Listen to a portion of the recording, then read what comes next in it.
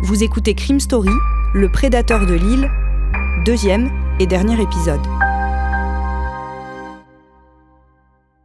Le vendredi 22 novembre 1985, Thérèse, une habitante du quartier populaire des Biscottes en banlieue de Lille, envoie la plus âgée de ses filles faire quelques courses. Nathalie, 7 ans, quitte donc l'appartement familial vers 17h pour se rendre dans 2 commerces situés à environ 300 mètres de chez elle. Alors que le temps passe et que Nathalie ne rentre pas, Thérèse commence à s'inquiéter. Prévenue, la police cherche l'enfant, jusqu'à découvrir dans la soirée son cadavre sur un terrain vague. La petite fille a été violée, étranglée et poignardée. Pendant 5 ans, l'enquête patine, jusqu'à ce qu'un autre meurtre d'enfant soit commis dans le même secteur. Le lundi 8 octobre 1990, Cathy Monchot, 9 ans, est une petite fille blonde aux yeux bleus, avec les cheveux coupés en carré court. Elle est décrite comme gentille et agréable. 3e d'une fratrie de 5, Cathy est élève en CE2 et vit avec sa famille à Oisem, un autre quartier populaire de Lille, situé à environ 2 km au nord des Biscottes. Son père ne travaille pas. Sa mère est femme de ménage. Ce lundi, après la classe, Cathy fait du vélo dans la rue avec d'autres enfants du quartier. Elle dîne chez un voisin qu'elle connaît bien et qu'elle considère comme son grand-père, puis joue au ballon dans le petit square de la cité HLM où elle habite, quasiment sous les fenêtres de l'appartement familial.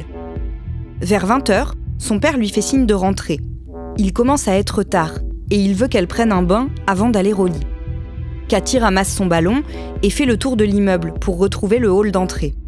Son père la voit s'éloigner et à l'angle, sa silhouette disparaît. Mais les minutes passent et Cathy n'arrive pas. Ses parents commencent à la chercher et à alerter les voisins. Ils racontent à tout le monde que Cathy était dans le square et qu'elle a tourné au coin de la rue avant de disparaître. Personne ne peut les aider. Personne n'a vu la fillette. Vers 2h du matin, après l'avoir cherchée pendant plusieurs heures, ses parents contactent la police. Un vaste dispositif est mis en place. Plus de 150 policiers sont envoyés sur le secteur et passent le quartier au peigne fin. Sans succès. Ils inspectent les nombreuses maisons abandonnées, espérant trouver une trace de la fillette. Mais il n'y a rien. Le mardi soir, 24 heures après la disparition de Cathy, un Lillois promène son chien dans un terrain vague de la ville, aménagé en terrain de football, à quelques encablures de l'appartement des Monchot. C'est lui qui fait la macabre découverte. Il trouve le corps de Cathy, à moitié dévêtu. La petite fille a reçu 2 coups de couteau.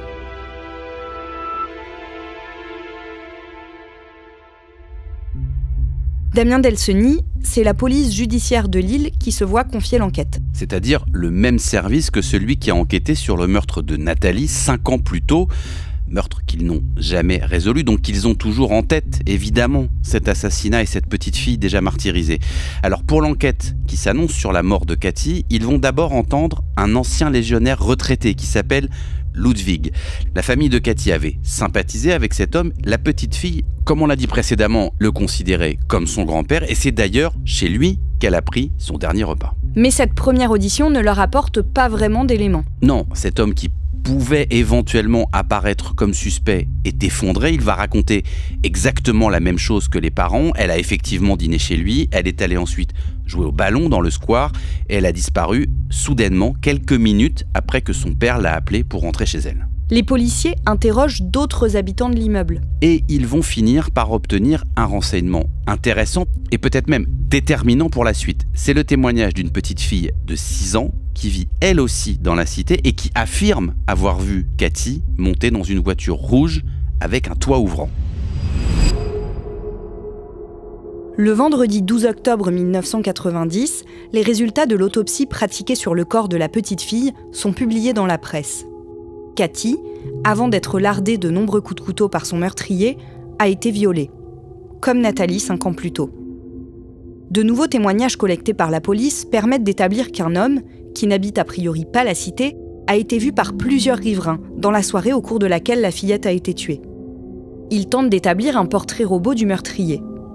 Puis l'enquête s'enlise, et la menace d'un homme qui enlèverait les petites filles dans le sud de l'île s'éloigne.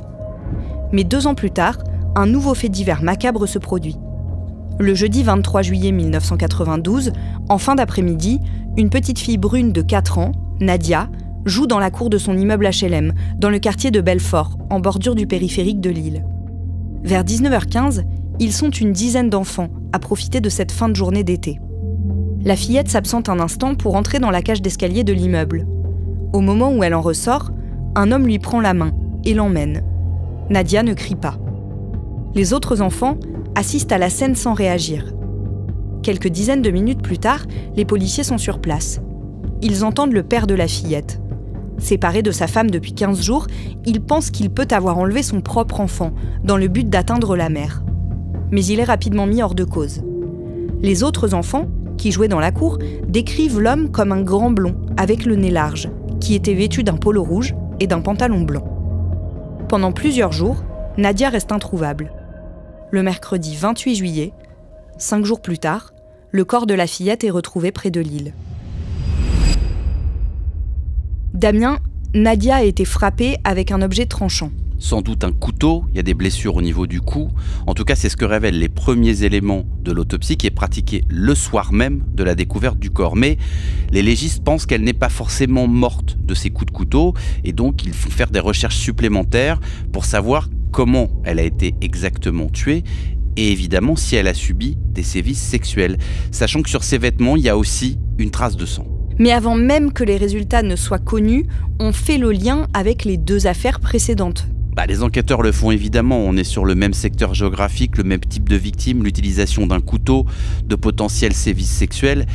Et au-delà des enquêteurs, évidemment tous les habitants commencent à faire ce rapprochement aussi. Le 2 août 1992, 5 jours après la découverte du corps de Nadia, notre journal titre d'ailleurs « Début de psychose ». Et dans les quartiers concernés, les habitants n'ont plus que les 3 meurtres des petites filles à la bouche. Les meurtres sont étalés sur 7 ans, mais la piste d'un seul et unique criminel est clairement sur la table. Il suffirait par exemple pour expliquer toutes ces années d'écart entre les crimes que soit cet homme ait fait des séjours en prison pour d'autres choses et qu'il n'ait pas pu sévir plus régulièrement, soit qu'il ait voyagé, qu'il se soit déplacé soit en France, soit dans la région. Il va falloir attendre une nouvelle affaire pour qu'un suspect soit enfin appréhendé. Une nouvelle affaire, plusieurs années encore, et une différence de taille dans le mode opératoire du prédateur. Le mercredi 6 janvier 1999, une petite fille de 6 ans, Wendy, collecte des pièces jaunes au pied de la résidence où elle habite. Et elle demande à un passant s'il a des pièces jaunes. Il répond que non, mais qu'il en a chez lui. Et il entraîne la petite fille. Il l'emmène en fait dans une usine désaffectée. Elle a 6 ans, on le rappelle, et quand il essaye de la déshabiller, elle essaie de se débattre, mais il la menace et lui dit qu'il a déjà tué d'autres petites filles. Elle se laisse faire, il la viole, mais il la laisse repartir en lui disant qu'il la surveille et qu'il reviendra la tuer si elle parle à la police. Wendy rentre chez elle à pied, terrorisée. Au début, l'homme la suit, puis elle remarque qu'il n'est plus là. Une automobiliste s'arrête alors pour demander à cette petite fille ce qu'elle fait ici, toute seule, et pourquoi elle pleure. Elle l'emmène directement au commissariat. Devant les policiers, Wendy est capable de donner une description précise de son agresseur. Elle décrit un homme châtain, au visage rond, les cheveux courts et rares sur le sommet du crâne. Les policiers montrent alors à Wendy plusieurs photos d'hommes, présents dans leur fichier et qui pourraient correspondre aux descriptions qu'elle en a fait. La photo que la petite fille désigne est celle de Denis Waxin. Les policiers sont surpris. Cet homme est en effet connu de leur service, mais seulement pour quelques vols à l'étalage. C'est un pompiste de 32 ans, marié depuis 8 ans à une femme qui le décrit comme tellement sensible et tellement gentil. Il le convoque au commissariat. Le mardi 26 janvier, Denis Waxin se rend à la convocation. Il est très nerveux. Quand les policiers le reçoivent, ils sont surpris par sa ressemblance avec le portrait robot. Un visage rond et tranquille, des sourcils épais, le crâne un peu dégarni sur le devant. Et si c'était effectivement lui ? La comparaison de son ADN avec celui du sperme prélevé sur les vêtements de Wendy répond à la question. Denis Waxin est bien celui qui a attiré la petite fille dans une usine désaffectée avant de la violer. À l'issue de sa garde à vue, le jeudi 28 janvier, Denis Waxin est mis en examen et incarcéré à la maison d'arrêt de Los-les-Lilles. 6 mois plus tard, le mardi 13 juillet, Denis Waxin est extrait de sa cellule pour être une nouvelle fois entendu. Présenté au juge, il est mis en examen une seconde fois pour enlèvement de mineurs de moins de 15 ans, viol avec torture et acte de barbarie suivi de mort. Entre-temps, les policiers ont rouvert le dossier de Nadia, 4 ans, retrouvée en 1992. ils ont repensé à ce meurtre où ils avaient aussi l'ADN d'un suspect. Et ils l'ont comparé à celui de Denis Waxin. Là encore, ça a matché. Et c'est donc sur cette question que le juge veut entendre Waxin. Le pompiste avoue le meurtre sans trop de difficultés. Mais surtout, il évoque le fait qu'il a commis d'autres faits. C'est au cours d'une audition qui a duré toute la matinée que Denis Waxin a avoué être aussi l'auteur des viols et des meurtres de 2 autres petites filles, Cathy Monchot en 1990 et Nathalie Waro en 1985. Ces crimes, qui n'avaient jamais été élucidés, ont été commis dans le secteur de l'île Sud. Le juge va par ailleurs procéder à l'examen des scellés des 2 anciennes affaires afin d'étayer les aveux recueillis aujourd'hui. Damien, à partir de ce moment-là, pour les policiers et le juge, les dossiers de Nathalie et Cathy sont au centre des questions qu'ils veulent poser à Denis Waxin. Évidemment, puisque dans chacun des cas, les fillettes ont été entraînées par un homme seul, qui les a conduites dans un endroit isolé, un terrain vague, une usine désaffectée, un terrain de jeu, pour abuser d'elles avant de les poignarder. Et surtout, toutes ces agressions ont été commises dans un seul et même secteur, celui des quartiers populaires du sud de l'île. Un secteur que Waxin, natif de la commune limitrophe de Wattignies, connaît comme sa poche et où il habitait d'ailleurs avec son épouse. Pour pousser Waxin à passer des aveux complets, les enquêteurs disposent peut-être d'un atout qu'ils n'ont pas encore exploité. Il s'agit d'un poil qui avait été retrouvé dans la main de la petite victime Cathy en 1990. Reste à savoir si, avec les progrès de la police technique et scientifique en matière de génétique, ce poil pourra être exploité ou non pour faire une recherche d'empreintes ADN, comme les traces de sperme qui ont permis d'impliquer formellement le pompiste pour le meurtre de Nadia. Le mardi 20 juillet, Denis Waxin passe aux aveux. Pour les meurtres de Nathalie en 1985, le premier en quelque sorte, et celui de Cathy 5 ans plus tard en 1990, ça veut dire que Denis Waxin avait 16 ans au moment de commettre son premier crime, celui contre Nathalie en 1985.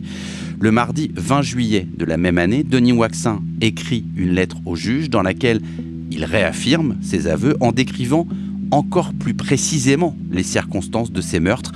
Il y avoue aussi avoir commis 3 autres viols sur des petites filles qu'il n'a pas tuées et 2 garçons aussi qu'il a violés. Le lundi 27 mai 2002, le procès de Denis Waxin s'ouvre devant la cour d'assises du Nord, à Douai. Le regard fixe, l'ancien pompiste, barbe noire et lunettes rondes, fait difficilement transparaître ses émotions. Denis Waxin, vous souvenez-vous de Cathy, demande Jean-Claude Monnier, le président de la cour d'assises. Oui, son image, je la vois encore. Debout face au juré, le regard éteint, le visage envahi par une barbe, Denis Waxin n'a rien pu ou rien voulu dire cet après-midi à propos du viol et du meurtre de la petite Cathy. Denis Waxin est né le 26 juin 1968, à côté de Lille. Il a 4 frères et sœurs, mais ses parents ne s'intéressent pas beaucoup à leurs enfants. Sa mère est travailleuse et distante, son père est sévère et passe son temps à jouer de l'argent. Denis trouve du réconfort auprès de son grand frère. Mais quand il a 16 ans, ce dernier quitte la maison. C'est à cette époque-là que Denis Waxin commet son premier meurtre. 1 an plus tard, il obtient un BEP en menuiserie. Et en 1989, il entame son service militaire. Il se marie en 1991 et est décrit par sa femme comme un époux serviable et charmant. Devant la cour et les familles des victimes, Denis Waxin raconte en détail et d'un ton monocorde le calvaire subi par sa dernière victime, Nadia Tebib, 4 ans, retrouvée poignardée, un sac plastique sur le visage, dans un terrain vague. Le lendemain du crime, je suis revenu parce que je ne voulais pas y croire. Et j'ai encore violé son corps, dit-il. Au 3e rang dans la salle, les parents de la fillette sanglotent doucement.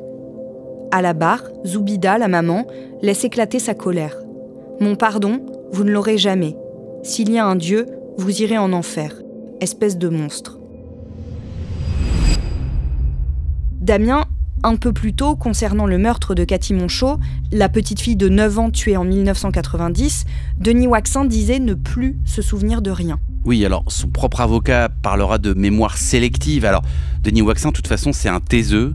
Il reconnaît les crimes, mais la honte l'empêche presque d'aller au-delà dans les explications sur le pourquoi, sur le mobile pour lesquels il a commis ces meurtres. Les enquêteurs, eux, pensent plutôt qu'il s'agit de manipulation, que c'est un véritable pervers et qu'il est volontairement tantôt résigné, tantôt calculateur. Ils disent il ne passait pas des aveux, Il négociait, raconte à la cour un enquêteur de police qui a rarement vu, selon lui, un personnage aussi cynique. Il raconte une anecdote, il dit que quand il observait les photos des victimes, Denis Waxin, il avait sur le visage un rictus complaisant. Son épouse témoigne qu'elle n'avait jamais rien remarqué de ses agissements. Non, on l'a dit, elle l'a décrit comme quelqu'un de charmant, de serviable. Donc lui, il va être questionné sur tout ça. La seule explication qu'il va donner, il va évoquer un viol qu'il aurait subi lui-même à l'âge de 12 ans. Il va revenir ensuite sur cette explication. Il dit en fait que les petites filles ont été tuées pour qu'elles ne parlent pas, pour qu'elles se taisent. Et il dit qu'il est dégoûté d'être encore en vie. Il ajoute que s'il devait se juger lui-même, comme lui demande de le faire un avocat des parties civiles, il dit qu'il se donnerait la peine de mort, ce qui provoque même quelques applaudissements dans la salle. Le 31 mai 2002, Denis Waxin est condamné à la réclusion criminelle à perpétuité, assorti d'une peine de sûreté de 30 ans. Il fait appel. Le 12 septembre 2002, il est jugé par le tribunal des mineurs pour le meurtre de Nathalie, puisqu'il avait seulement 16 ans au moment des faits. Condamné à 20 ans de réclusion criminelle, il fait aussi appel, mais obtient la même condamnation 1 an plus tard. Le 3 novembre 2003, son procès en appel s'ouvre devant la cour d'assises du Pas-de-Calais à Saint-Omer. Là aussi, il obtient quasiment la même peine qu'en première instance. La réclusion criminelle à perpétuité et une peine de sûreté d'1 an de moins, donc de 29 ans. Une condamnation extrêmement rare, réservé aux assassins d'enfants. Toujours incarcéré, Denis Waxin pourra demander à être libéré à partir de janvier 2028. À ce jour, 3 des 9 victimes qu'il dit avoir violées n'ont pas été identifiées.